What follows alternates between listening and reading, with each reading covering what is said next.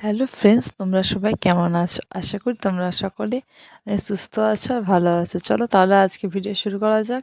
Video শুরু করার আগে একটা কথা বলি, এই চ্যানেলটিকে নতুন নতুন ভিডিও পাওয়ার জন্য সাবস্ক্রাইব, লাইক আর শেয়ার করে দিও। চলো তাহলে আজকে ভিডিও শুরু করা যাক। গৌতম বুদ্ধের নতুন বাণী নিয়ে চলে এসেছি, যা আমাদের জীবনকে এক নতুন দিশায় নিয়ে যাবে।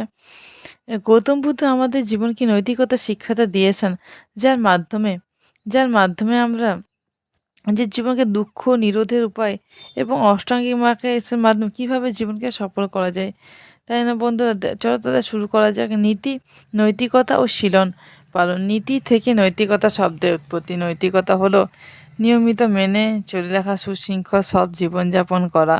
বৌদ্ধ ধর্মে নৈতিকতার উপর অধিক জোর দেওয়া হয়েছে। গৌতম বুদ্ধ তার অনুসারীদের সংযত, আদর্শ এবং নৈতিক জীবনযাপনের নির্দেশ দিয়েছেন। এই জন্য তিনি অনেকগুলি নিয়মাবলী বা বিধান প্রবর্তন করেছেন। বৌদ্ধ পরিভাষায় এসব নৈতিক বিধি বিধানকে শীল বলা হয়। শীল শব্দের অর্থ হলো স্বভাব বা চরিত্র। আবার নিয়ম শৃঙ্খলা প্রভৃতি ও শীল অর্থের ব্যবহৃত হয়। শীল মানব গুণাবলী সম্পন্ন চরিত্র গঠনে সাহায্য করে। প্রাণী হত্যা, চুরি, ব্যভিচার, মিথ্যা ভাষণ এবং নেশাদ্রব্য গ্রহণ প্রভৃতি হতে বিরত রাখে।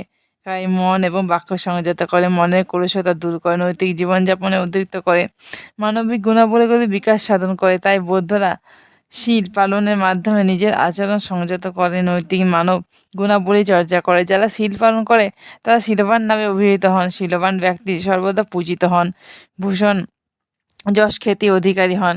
বুদ্ধ বলেছেন, ফুলের সৌরভ কেবল বাতাসের অনুকূলে প্রকাশিত হয়, কিন্তু শীলবান ব্যক্তি যশ খ্যাতি বাতাসে অনুকূল প্রতিকূল উভয় দিকে প্রভাবিত হয়। শীলবান ব্যক্তি দয়াশীল, ক্ষমাপরায়ণ, দানপরায়ণতা, সেবাপরায়ণতা এবং পরোপকারী হন। তাদের চিত্ত উদার হন। তারা সর্বদা কুশল কর্ম সম্পাদন করে। তারা কখনো মানুষের ক্ষতি সাধন করে না। তারা মানুষকে নৈতিক জীবনযাপনে উপদেশ দেন এবং উৎসাহ করেন। শীলবান ব্যক্তি ইহাক এক পরকাল উভয় কালে সুখ লাভ করে। পরিশেষে বলা যায়, নৈতিক জীবন শীল পরামর্শ সংযোগযুক্ত। ধন্যবাদ বন্ধুরা, নমস্কার।